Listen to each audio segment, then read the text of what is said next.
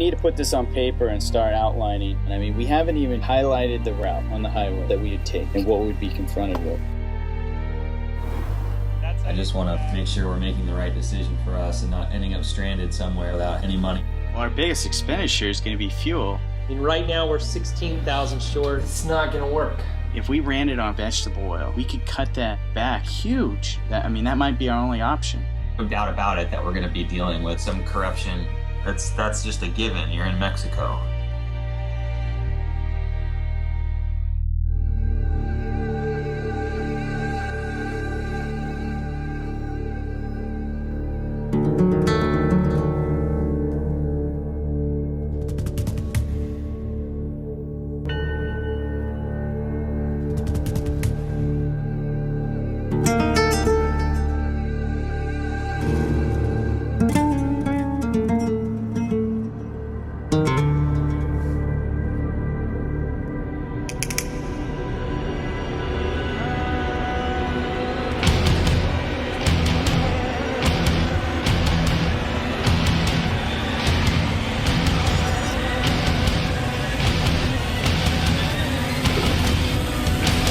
There's a reason for me to live. This is the moment. Four-wheel drive, mud, chainsaw, shotguns, fishing.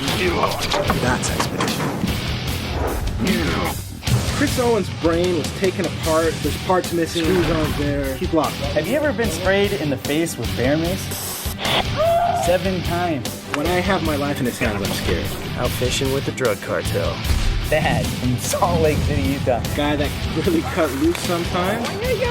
But also really worry about what's going down. I'm a little apprehensive. A little nervous. Good to be cautious.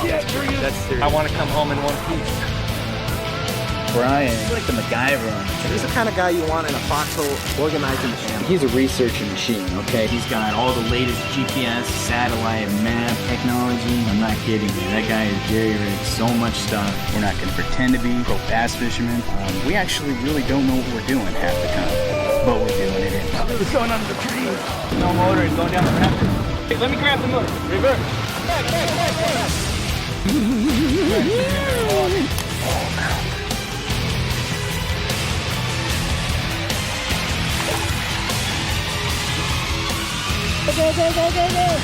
That's what I'm talking about.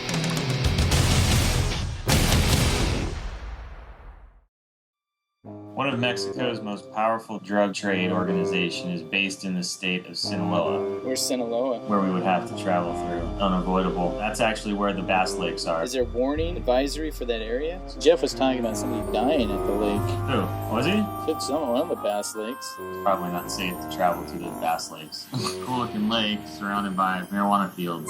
Holy dude, the size of this bass. Oh, yeah. That's the one we want to go to. I'm definitely stoked to go down to Mexico. It might not be the most ideal times right now because of everything that's going on in the news. There's going to be a huge level and risk. I mean, we can't be stupid and going down, like we usually do. We pretty much just have a sign painted on the side of our truck that says, screw with us or gringos. Certainly, I'm not going to allow, me or anybody else to get into a potential hostile situation. I don't even want to think about the worst that could happen. I mean, there's killings, there's drug cartel. I don't know how I'm going to prevent this from happening, but I'm bringing bear mace. Yeah, we'll be all right. I took grizzly bear mace training in Wyoming one summer. I'm just reading right here, beheadings and hangings plague Tijuana amid festival. Think about it. We've got 7 cartel members with machine guns surrounding us. What's going to take them down in one full swoop? 36 ounces of bear mace. To their knees. Have you ever been sprayed in the face with bear mace? Have you? 7 times. Each time it dropped me for hours. I lost the safety cap. What happens? It happens. My Lord. Finally. We are moments from takeoff right now. We got everything in the truck. I can't believe it. We're finally getting on the road. We've got a long and bumpy road ahead of us, but we're all super excited to get down into Mexico and get after some of these big largemouth bass. We're almost into Mexico. We're about 200 yards from crossing the border. Going into a war zone. We'll totally go to jail if we try to cross the border with cameras on. So they're going off. See ya on the other side. We made it across. in Mexico.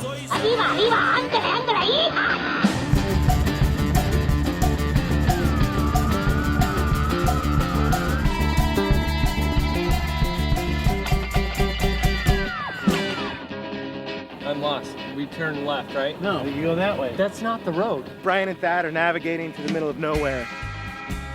I'm pretty sure the pump's froze. It's pushing diesel out of our tank. Wakey, wakey, eggs and bacon. Well, we managed to get about halfway down into Baja to find out that our pump totally stopped working. Yeah, it's kind of difficult explaining that our vehicle runs on vegetable oil. No diesel. Kind of everything gets lost in translation. Pretty much add an O or add an A. Conque. That would be the tank. We're finally back on the road.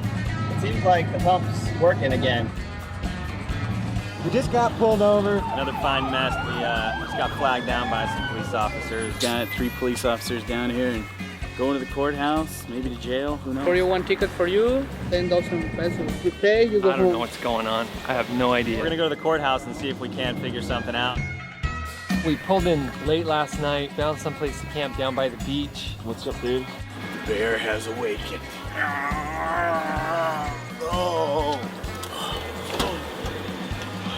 I mean, it's been one thing after another.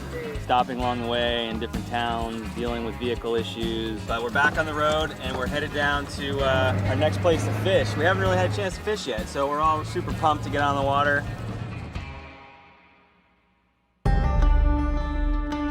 We're gonna jump on a ferry today and head over to mainland. I think it's about a 10-hour ride across the Rio Cortez. Now we're crossing over. The guys were talking about the dangers of Mexico and it could get a little tougher once we get to the mainland. I guess we'll see. I think everything's gonna go pretty smooth. It's a journey. It's kind of the next phase, the next step. Right before we came out here, I just found out that I've got a baby on the way. The stork is coming to Thad's house. I've got to go back home. I'm seriously worried about you guys. I'm gonna have another kid. Everybody's pretty excited about these big bass. You know, I've never really caught bass and got myself a smile, you know. It's exciting.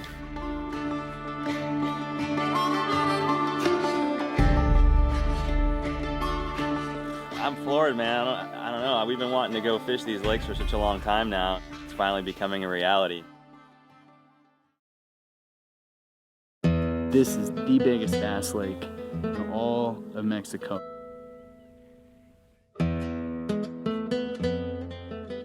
We wouldn't be surprised if we got the whole thing to ourselves right now, so.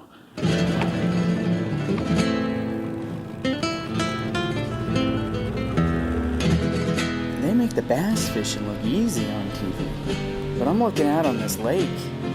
It's huge. I mean, how hard could it really be? There's nothing that looks easy about this situation at all. That is like headquarters for the Sinaloa cartel, so it's right there in that area. No big deal. Anyways, we're safe, dude.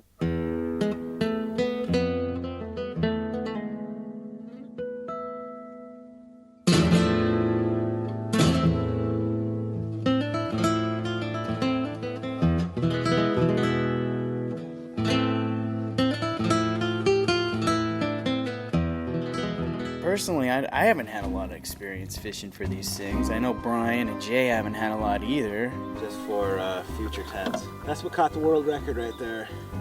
How many times you fall in, son? Yesterday. I don't know what happened.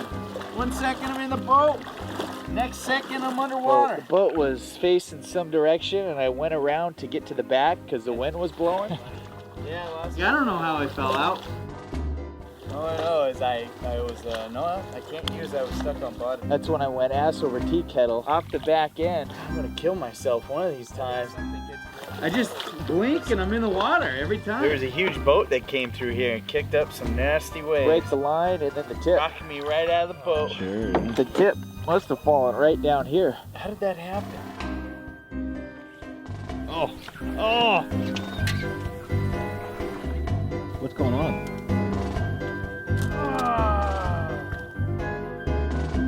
I didn't get a hookup because I set it like a little Girl Scout. It looks like an everything bass. I heard like the bite and everything.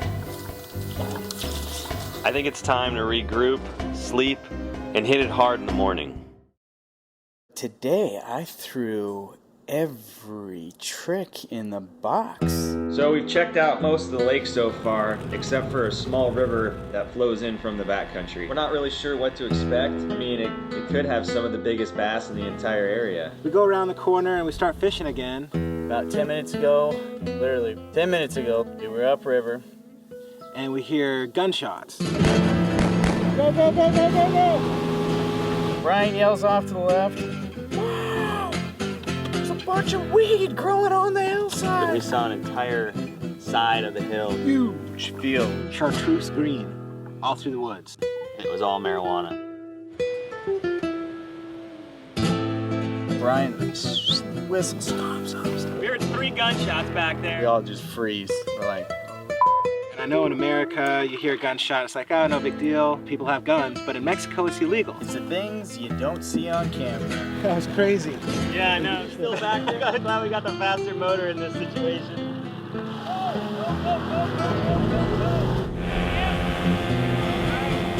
We're way upriver in a place that we should not be right now. Not a happy place here. This is too sketchy. Got Malta growing all up in the hillsides. Forget, let's get the hell out of here. Yeah, man, anywhere but here. So I pull the boat in and I look over the side and there's this huge bass in the water. It's filleted on both sides. I take a closer look and there's fins coming out of its mouth and the fins are still moving. Yeah, here's what I think happened. God only knows who came over and saw this big ass bass here choking on a tilapia. You see this? This is how the bass died. The tilapia is stuck in the gill plates. It's still alive. It's still alive, man. And they filleted it. Bones gets hungry. He don't even let him go. You don't even gonna let him go. Let the tilapia go, man. Yeah, tilapia wants out. This tilapia, they got spiny fins, so it's lodged in there. I think this is how Mother Nature works. We haven't caught all day long, and I'm gonna let the tilapia go. Get any flies that size? I don't know, but we're gonna have to tie something that size. Big ass tilapia, man. Swim right into a net. It's only a fish. How hard can it be? We're fishing with feathers. As fly fishermen, we tie flies to match what the fish eat. We call it matching the hatch. This is my best representation of tilapia. And this water is filled with them, and that's what these bass are gorging themselves on.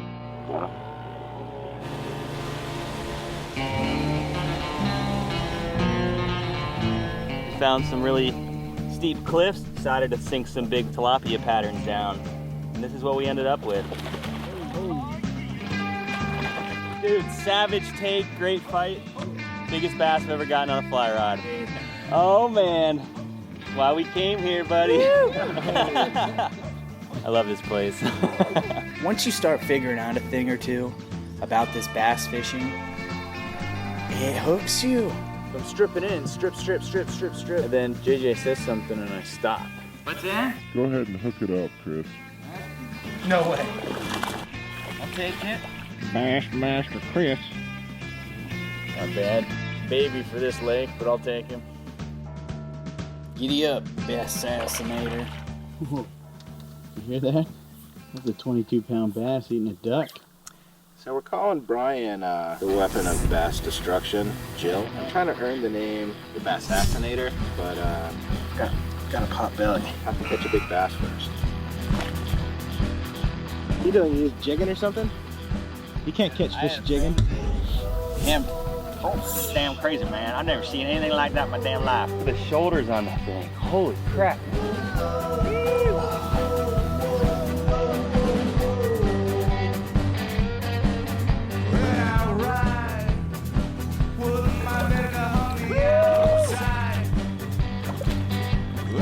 Yeah, baby.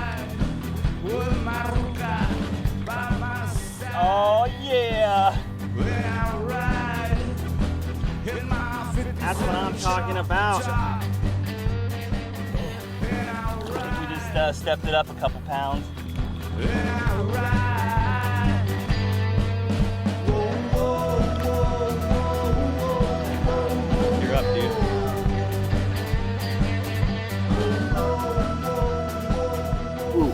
show. Those are all good sized fish. His take, dude, he came up out of the water, he hit it and was like a foot out of the water and then came back in. This has been a huge learning process, and we still have a ton to learn. I never thought we'd run into bass like this, especially on a fly rod. I have a feeling that anybody with just a little bit more knowledge than us, which isn't a lot at all, would come to this lake and light this place up. We need to go to Bass Boot Camp.